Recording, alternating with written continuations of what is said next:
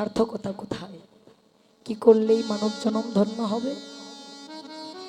শুধু বড় বড় বাড়ি বানালাম, ছেলে মেয়েকে সুশিক্ষায় শিক্ষিত করলাম, ডাক্তার ইঞ্জিনিয়ার বানালাম, সুন্দর পাত্র দেখে বিবাহ দিলাম, তাহলে কি আমাদের জন্ম সার্থক হয়ে গেল?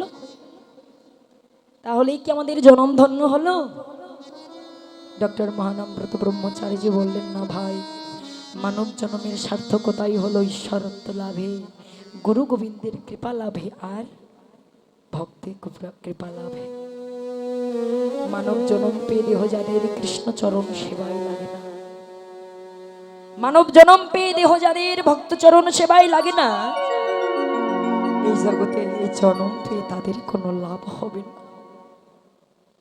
এইভাবে আসা আর যাওয়া দুটি সমান হয়ে যায়। সনাতন গোস্বামী প্রমাণ করে দিলেন না? তিনি একজন জমিদার পুত্র, রাজু, সে জমিদার একজন, অর্থের অভাব নাই, কোনো কিছুর তার অভাব নাই, সুখের সংসার। জমিদারি করতে করতে হঠাৎ অন্তরে প্রশ্ন জেগে গেল, কেন এলাম আমি? আমি তো জমিদারি করছি, আমি করতে করতে মায়ার এই দাসত্ব করতে করতেই চলেছি, কিন্তু আমি কেন এসেছি? আমার কর্তব্য কি? আমি কি করব? আমার কি করা দরকার? যেই না তার মনে পড়ে গেল একদিন প্রশ্ন জাগা মাত্র, সঙ্গে সঙ্গে সে জানবে বলে ছুটতে ছুটতে চলে যাচ্ছেন গৌর হরির কাছে। নদীয়ার পথ ধরে গৌর গৌর বলতে বলতে চলে যাচ্ছেন। তিনি জানতেন না, আমার এই প্রশ্নের উত্তর যদি কেউ দিতে পারে তবে একমাত্র গৌরই দিতে পারে, এছাড়া কেউ দিতে পারবে না। সনাতন গোস্বামী ছুটতে ছুটতে যাচ্ছে, নদীয়ার পথে পথে খুঁজে খুঁজে তাকে পেল না। বলে দিল যে গৌর এবার তিনি এখন বর্তমান কাশীধামে আছেন, তুমি যদি তার সঙ্গ পেতে চাও কাশীধামে যাও। এবার সঙ্গে সঙ্গে সনাতন গোস্বামী ছুটতে ছুটতে কাশীধামে চলে গেলেন। গিয়ে গৌর হরি যেখানে বসে আছে, গৌর হরির কাছে গিয়ে বসেছে। প্রভু, হে দয়াময়, দেখো সব ছেড়ে এসেছি তোমার কাছে, তোমার চরণ প্রান্তে এলাম প্রভু, তুমি একবার কৃপা করি চরণ তলে আশ্রয় দাও। সনাতন বলল, ভাই, এতদিন পর তুমি আমার কাছে এলে, কিন্তু কেন এসেছো? এতদিন পর কি ভেবে এলে, কি মনে করে এলে, একবার আমাকে বলো, কেন এসেছো? সনাতন গোস্বামী বললেন, হে দয়াল, আজকে আমার অন্তরে যে প্রশ্ন জেগেছে, আমি জানি প্রশ্নের উত্তর তুমি ব্যথিত এই জগতে কেউ দিতে পারবে না। কি জানতে চাও?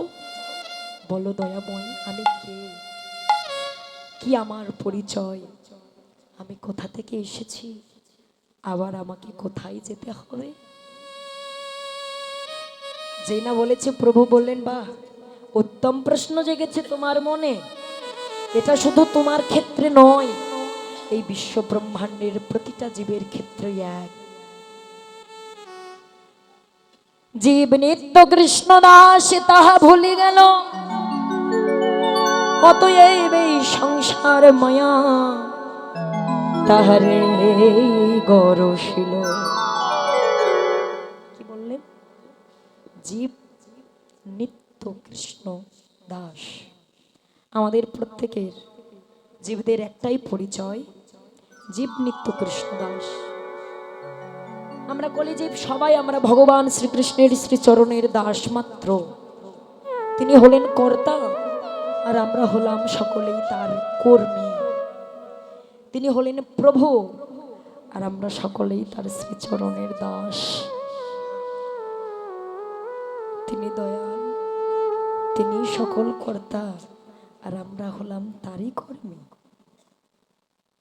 কিন্তু আমার মতো অনন্ত অনন্তকালের মহামহা পাপী যারা, জন্ম জন্মান্তরের মহামহ অধম নরাধম, যারা পাপী, যারা পাপিষ্ঠ, যারা অপরাধী, এই সকল জীবেরা কি করছেন?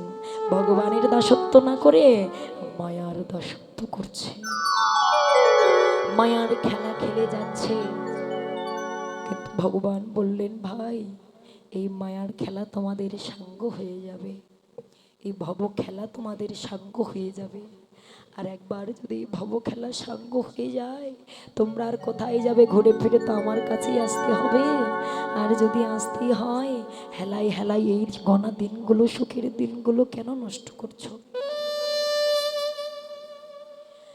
এই দিনগুলো হেলাই হেলাই আর নষ্ট করো না।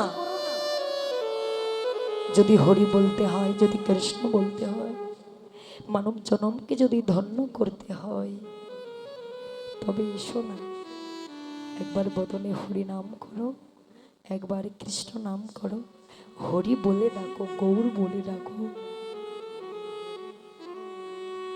গৌর ভজন করিলে তোমরা ব্রজের গোবিন্দ পাবে। ধরণিতাই গৌরের চরণ ভজন করিলে তোমরা রাধা গোবিন্দের চরণ পাবে। নিতাই বিনা ভাই গৌর নাহি পায়, ধরো একবার দৃঢ় করি নিতাইয়ের পায়।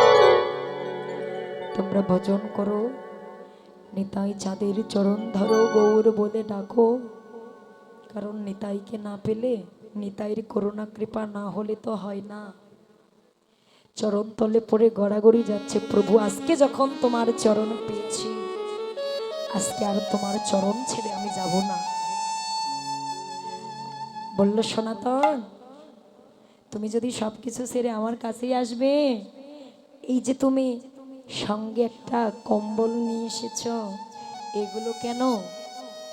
বলেন প্রভু, বুঝতে পেরে বাইরে গিয়ে একটা ভিখারিকে দান করে প্রভুর চরণ তলে আছাড় খেয়ে পড়লে দয়াময়। এখন তো আর আমার কিছু নাই, এখন তো আর আমার বলতেও কিছু নাই। এই দয়াময়,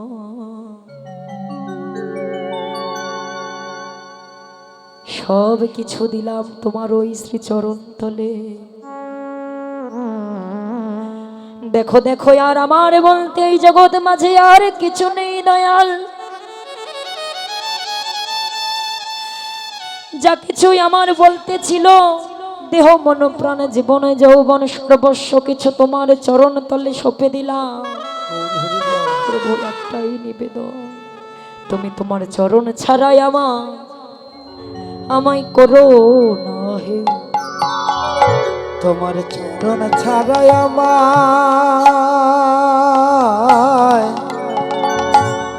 করো না হে। তোমার চরণ ছাড়া করো না রে। দয়াময়,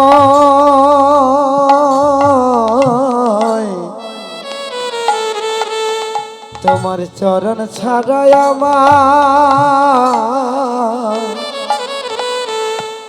করো না হে। প্রভু গো দেখো তোমার চরণ বিনা আমার ভাবে আর কিছু নাই। তোমার চরণ ছাড়াই আমায় কভু কখনো কোনোদিন করো না হে।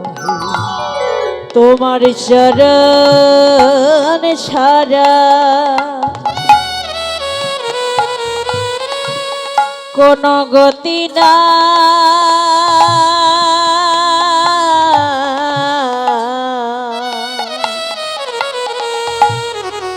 তোমার চরণ ছাড়া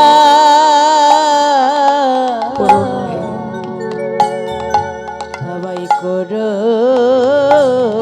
না হে দয়াময়,